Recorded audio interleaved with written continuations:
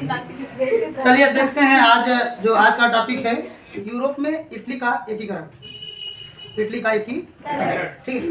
Italy का एकीकरण है क्या, पहले समझिएगा। एकीकरण, यदि आप देखेंगे कि जब हम लोगों ने देखा कि पुनर्जागरण हुआ, धार्मिक आंदोलन हुआ, फिर क्रांतियां हुई, उसी समय यूरोप का राष्ट्र जो था, वो यूरोप के जो राष्ट्र थे वो अनेक टुकड़ों में बटे हुए थे। ऐसे ही इटली खुद था, जो इटली भी अनेक टुकड़ों में बटा हुआ था।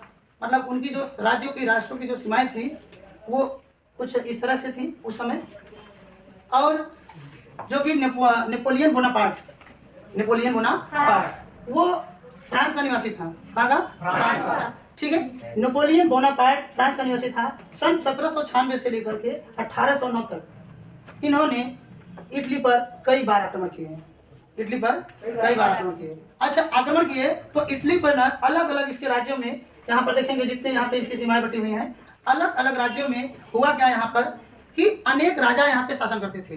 जैसे आप देखेंगे यहाँ पर कि पोप, जो कि पोप आप जानते थे, चर्च के जो पादरी रहते थे, ठीक है, उनका भी एक धर्म था, है ना। तो वो लोग भी अपना यहाँ पे राज कर रहे थे। तो ऑस्ट्रिया एक जो है ना, आप देखेंगे यहाँ पर ऑस्ट्रिया का साम्राज्य। ऑस्ट्रिया भी क्या था कि ऑस्ट्रिया सबसे ताकतवर, राजनीतिक रूप से ना सबसे ताकतवर जो था और सेना के साथ, वो था ऑस्ट्रिया। इसीलिए यहाँ पे देखिएगा आपको लिखा है क्या, ऑस्ट्रिया का साम्राज्य, ठीक है। अब यहाँ पर देखिएगा हुआ क्या कि नेपोलियन बोनापार्ट ने जब इन दोनों समयों के बीच में इतनी बार आक्रमण किया तो सभी राज्यों पर धीरे धीरे ना उन्होंने कब्जा जमाया।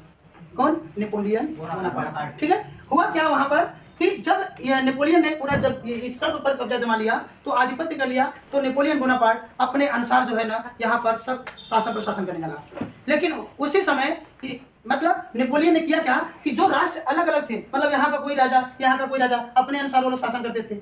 अब हुआ क्या कि सब पर एक शासन, सब पर एक शासन। और उस समय जब एक नियम सबके लिए लगा तो उनको समझ में आया कि अच्छा ये हम लोग का एक देश है। वैसे तो पता चला हर एक राज्य एक राज्य में अलग अलग राजा होते थे, तो उनको समझ में नहीं आता था। लेकिन यहाँ पर क्या हुआ कि इनको ये समझ में आया कि ये अपना राष्ट्र है। मतलब आपने जो पढ़ रहे हैं, टॉपिक पढ़े थे कि यूरोप में राष्ट्रवाद का उदय, तो एक ये टॉपिक बनता है कि यहाँ पर इटली में भी राष्ट्रवाद की जो धारणा थी, उनके यूरोप इटली के जो नागरिक थे उनके अंदर राष्ट्रवाद की भावना जागृत हो गई, ठीक है। अब हुआ क्या कि आप देखेंगे 1815 जब नेपोलियन का पतन होगा। इस समय क्या होगा? नेपोलियन का पतन। नेपोलियन का जब पतन होगा उसी समय अब जो पहले राजा लोग थे उनकी फिर से यहाँ पर क्या हो जाएगी, एक देखेंगे एक मीटिंग होगा, वियना की संधि, ठीक है। जब वियना की संधि होगी तो वियना की संधि के अनुसार फिर से उन राजाओं को उनके राज्य फिर से अलग अलग दे दिए जाएंगे, ठीक है।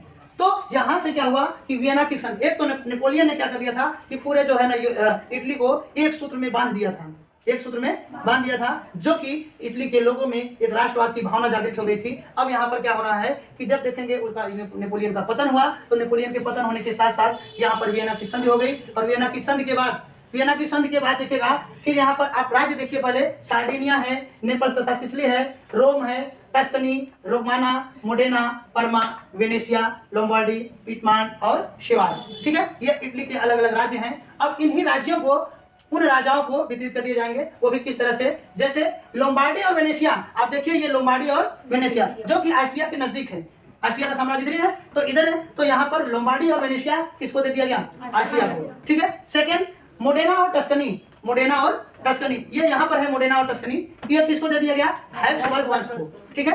हैब्सबर्ग वंश को, ऐसा वंश मतलब वहां का जो राजा था उस समय उनको दे दिया गया, ठीक है। सेकंड क्या हुआ? नेपल्स और सिसिली, जो कि देखिएगा आप यहाँ पे हैश किया हुआ है, यहाँ पर ये है नेपल्स और सिसिली, ठीक है। नेपल्स और सिसिली किसको दे दिया गया? बोर्बो वंश। और कौन था वहां पर? फर्डिनेंड, ठीक है। फर्डिनेंड एक राजा है जिसको इसको दे दिया गया, ठीक। अगला है परमा। आप देखिएगा यहाँ पर है मोडेना के जस्ट ऊपर। तो परमा जो है ना, नेपोलियन की जो दूसरी पत्नी थी लुइसे, वो ऑस्ट्रियन थी, ठीक है। इनको परमा जो है ना, परमा राज्य दे दिया गया। समझ में आया कि नहीं?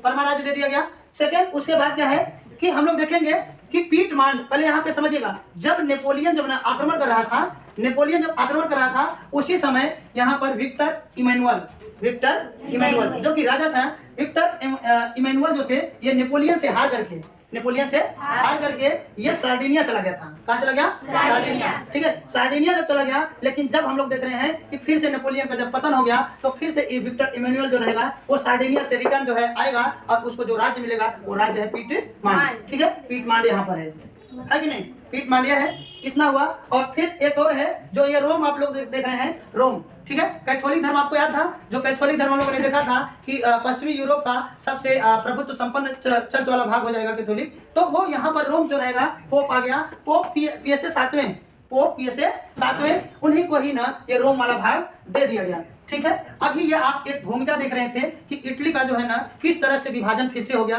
कि नेपोलियन ने जो एक तरह से बांधने का कोशिश किया था उसके पतन के बाद हम लोग देख रहे हैं कि यहाँ पर उसका फिर से विभाजन हो गया। अब देखिएगा कि यूरोप में हम लोग देखेंगे कि जो इटली में जो उनके नागरिक थे उनके अंदर राष्ट्रभाव की भावना जग चुकी थी। अब उसको हम लोग अगले लेक्चर पर कैप्चर किया जाएगा। धन्यवाद।